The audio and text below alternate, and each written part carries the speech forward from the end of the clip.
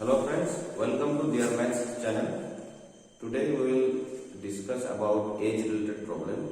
As related problem काफी आता है कॉम्पिटिटिव एग्जाम में, चाहे बैंक का एग्जाम हो, चाहे कॉम्बाइंड ग्रेजुएट लेवल हो, एसएससी का, चाहे एसएससी मल्टीटास्किंग स्टाफ वाला एग्जाम हो, या फिर SSC combined higher secondary level exam हो, सारा उसमें एज रिलेटेड प्रॉब्लम देखा जाता है। बेसिकली 10th स्टैंडर्ड का ही होता है।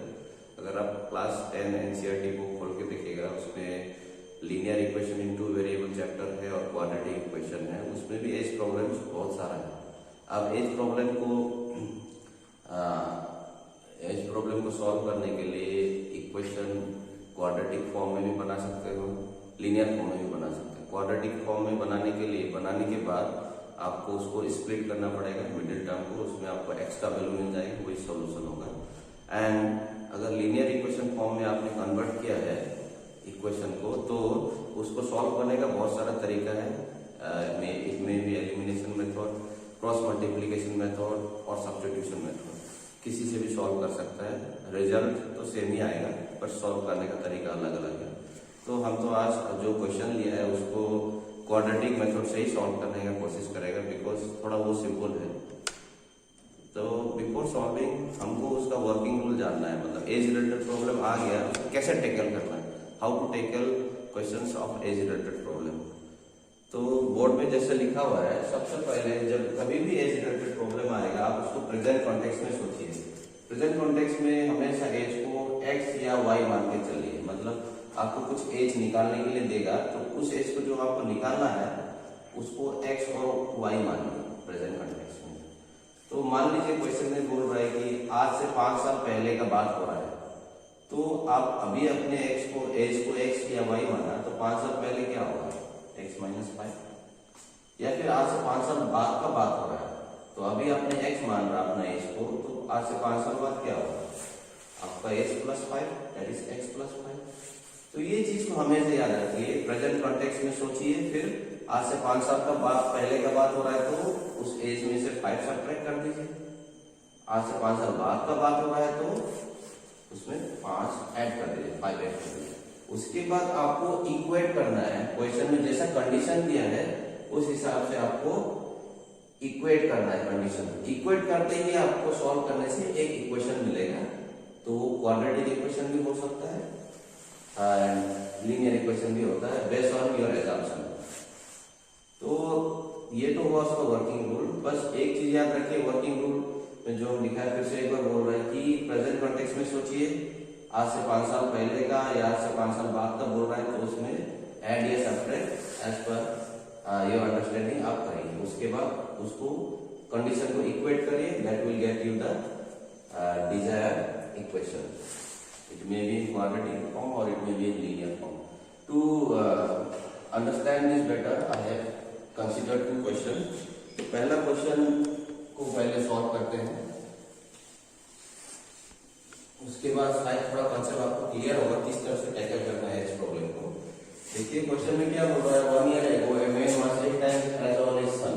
Now his age is equal to the square of his son's age. Find their present age. Present age को निकालने के लिए बोल रहा है बाप और बेटा का। 1 साल पहले जो पिताजी जो बेटा से 8 टाइम्स बड़ा था, अभी का कंटेक्स्ट में उसका एज है square of his son's age, तो अभी उसका प्रेजेंट एज। ये लैंग्वेज है क्वेश्चन का, ये तो इसमें हमको नहीं जाना, हमको क्या है मतलब याद रखना है कि हमको एज्यूम्पशन क्या करना है ना। एज्यूम कर दिए, एग्जांपल 1 हम एज्यूम कर लेता है solution, let son's present age be x, ऐसा मान लिया प्रेजेंट एज।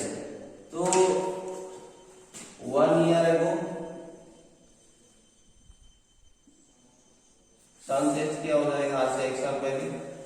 अभी x माना है तो 1 साल पहले क्या होगा, x minus 1। 1 year ago 1 year ago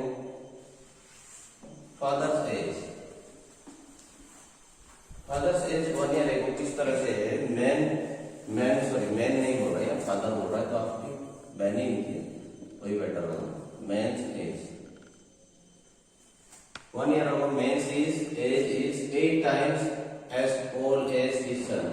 एक साल पहले बेटा का एज क्या था? x minus 1. तो हाँ, तो एक साल पहले जो आदमी का एज क्या हो रहा है? होगा 8 times that of his son age. हम यहाँ x इसीलिए नहीं लिया क्योंकि ये एक साल पहले का बात हो रहा है, बाप का भी बेटा का भी, दोनों का एक साल पहले का ही कंडीशन को लेना पड़ेगा. तो ये एक साल पहले आदमी का एज ऐसा है, तो ये तो एक साल पहले का बात है. तो अभी प्रेजेंट एज को लेता है, मेंस प्रेजेंट एज. देखिए एकदम सिंपल कंसेप्ट है. एक साल पहले x माइनस 1 है एज, तो एक साल बाद क्या होगा? x माइनस 1 प्लस 1, उसमें प्लस 1 ऐड कर देना. तो इसको सॉल्व करने से it will be 8x minus 8. ये आपका मेंस का जो है, ये तो एक साल पहले का बात है. अभी हम प्रेजेंट में आता है, प्रेजेंट, तो 1 ऐड करना पड़ेगा. 1 ऐड कर दिया तो प्रेजेंट एज क्या हो जाएगा? 8x minus 7. ये आपका मेंस प्रेजेंट एज होगी. आपको दो चीज मिल गया से, ये एक इक्वेशन मान लीजिए b और ये एक मान लीजिए a. मेन का भी बेटा का प्रेजेंट एज x मिल गया आपको, और मेन का प्रेजेंट एज भी मिल गया. कितना? 8x minus 7. अब कंडीशन में क्या बोल रहा है कि प्रेजेंट एज, नाउ मतलब present age, his age is equal to the square of his son age. अभी उसका एज क्या है? Present age. According to the question, present age of man that is 8x minus 7 is, मतलब equal होता है, question का language को समझिए, इस मतलब इक्वल होता है, is equal to square of his son age. Son का एज क्या है? x स्क्वायर, उसका स्क्वायर है x स्क्वायर. ये आपका, आपने कंडीशन को इक्वेट किया. इस कंडीशन को इक्वेट करने के बाद इसको फॉर्मुलेट करिए, आपको एक क्वाड्रेटिक इक्वेशन मिलेगा. तो चलो सॉल्व करते हैं. x स्क्वायर, अभी इसको उधर लेके जाइए तो क्या हो जाएगा? 0 equal to x square minus 8x minus 7 equal का उस तरफ जाएगा तो प्लस 7, और x square minus 8x plus 7 equal to 0. ये आपका डिजायर्ड क्वाड्रेटिक इक्वेशन बन गया. अब इक्वेशन बन गया, अभी इसको आप आराम से सॉल्व करिए by splitting the middle term. जो x का वैल्यू आएगा वही आपको एज देगा. सो सॉल्व करते हैं. Splitting the middle term. अब स्प्लिट कैसे करना है मिडिल? तो ये इक्वेशन मिला था आपको, ये क्वाड्रेटिक इक्वेशन. इस क्वाड्रेटिक इक्वेशन को हम स्प्लिट, मिडिल टर्म को स्प्लिट किया. फर्स्ट और लास्ट टर्म का प्रोडक्ट था 7x स्क्वायर, इसको स्प्लिट किया. तो ऐसा फर्स्ट और लास्ट टर्म का 7x स्क्वायर ऐसा स्प्लिट किया कि इसको ऐड या सब्ट्रैक्ट करने से, मिडिल टर्म आने से, मल्टीप्लाई करने से जो फर्स्ट और लास्ट टर्म का product that is 7x square आना चाहिए. तो वो आ रहा है, ऐड करने से माइनस 8x आ रहा है, इन दोनों को मल्टीप्लाई करने से 7x स्क्वायर आ रहा है. तो ठीक है, तो x कॉमन ले लिया दोनों से, x माइनस 7, फिर माइनस 1 x माइनस 7. ये दोनों हमेशा सेम होता है, आप चेक कर सकते हैं. 1x minus minus plus. तो यहाँ पर x माइनस 7 कॉमन है, तो एक x माइनस 7 बाहर निकाल दीजिए, और दूसरा रह गया x minus 1 equal to 0. So either x minus 7 equal to 0 और x इक्वल टू 7, और x minus 1 equal to 0, x equal to 1. ये आपका x का वैल्यू आ गया. अभी कौन सा वैल्यू कंसिडर करना है x का, वो आप देखिए इधर. सबसे पहले जो देखो ये x का दो वैल्यूज है, तो ऐसा आप एज्यूम कर लीजिए, जो प्रेजेंट एज आपने एज्यूम किया था, मेंस का प्रेजेंट एज क्या है? 8x माइनस 1, और सन्स का प्रेजेंट एज क्या है? x. उसमें डाल दीजिए इस x का वैल्यू को, आपको दो वैल्यू मिलेगा, वही आपका आंसर हो जाएगा. जैसे कि सन्स एज, सन्स दोनों वैल्यू को हम कंसीडर करते हुए x equal to 7, son's age equal to 7, 1x equal to son's age equal to 7 और मेंस एज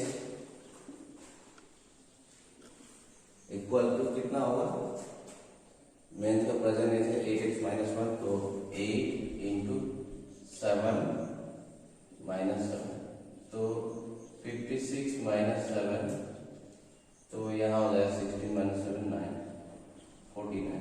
यही अप्रोप्रिएट होगा। अगर आप 1 डालते हैं तो फिर 1 और ये मेन का एज क्या होगा, वो थोड़ा कम ही आ रहा है, यही अप्रोप्रिएट आंसर होगा, इसी को लेने से होगा।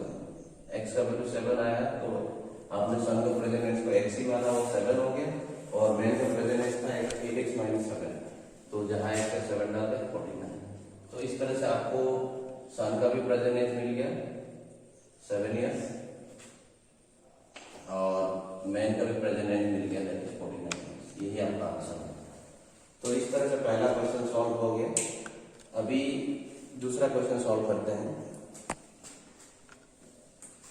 Let's try to solve some other question.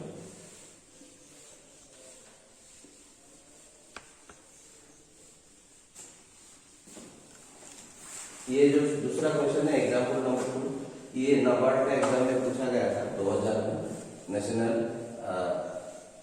National bank for agriculture and rural development NABARD grade B officer skill exam में ये पूछा गया था 2020 का क्वेश्चन है ये। तो इसमें भी हम जो कंडीशन दिया उस हिसाब से लेने का कोशिश करेंगे। At present age Annie is twice as old as Beena, तो हम बीना का एज को x मान लेते हैं। Let Beena's age be x. हम डायरेक्ट क्वेश्चन सॉल्व कर रहे हैं, आगे क्या होगा वो देखा जाएगा, धीरे धीरे रिवील करते जाएगा जो होगा। So at present age let Beena's age को x मान लें, तो एनीज एज क्वेश्चन में बोल रहा है Annie's age is twice the age of Beena, तो एनीज एज ऑब्वियसली 2x होगा। प्रेजेंट दोनों का प्रेजेंट एज ऐसा है। The respective ratio between the age of Annie 6 years hence and that of Bina 8 years will be 3:2। 6 years hence बोल रहा है किसके लिए, एनी के लिए, और 8 years hence बोल रहा है किसके लिए, बीना के लिए। hence का मतलब होता है फ्यूचर का बात होता है, पास्ट का बात नहीं होगा, फ्यूचर। तो अकॉर्डिंग टू द क्वेश्चन, जो हम क्वेश्चन में दिया हुआ उस हिसाब से करते हैं। चलिए, according to the question 6 years hence, तो एनी के लिए हो रहा है 6 years, तो एनी का एज अभी क्या है 2x है, तो 6 years hence क्या होगा 2x plus 6, and that of Beena 8 years, Beena के लिए 8 year hence का बात हो रहा है, तो x plus 8, और ये दोनों का जो रेशियो है 6 years from 6 year hence Annie's age to 8 years hence Bina's age, जो रेशियो है ये कितना हो जाएगा, बोलता है 3:2।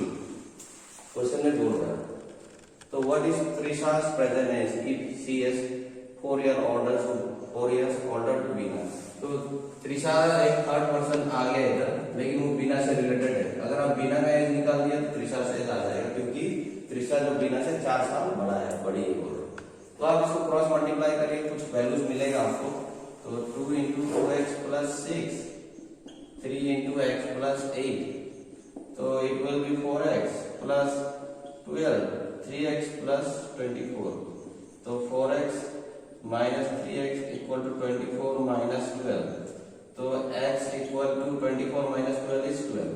ये x इसको आपने एज्यूम किया था बीना का एज, लेकिन हमको निकालना है किसका है, त्रिशा का। Therefore त्रिशा जो है बीना से 4 साल बड़ा है। त्रिशा's age will be Bina's age, that is 12 plus 4। बीना से 12 आया था, तो 16 years, यही आंसर होगा आपका। तो क्वेश्चन जो दिया है उसको हमेशा समझिए, उस हिसाब से एज्यूम करिए। हमेशा क्वेश्चन में या तो पास्ट टेंस का बात होगा या फ्यूचर का बात होगा। पास्ट में जाने से माइनस करिए एज को, फ्यूचर में बात होने से ऐड करिए। इस तरह से एज रिलेटेड प्रॉब्लम सॉल्व होता है, यही इसका तरीका है। आई थिंक आपको कुछ समझ में आया इस वीडियो से। और भी वीडियोस लेगा एज रिलेटेड प्रॉब्लम का नेक्स्ट क्लास में। Thank you for that.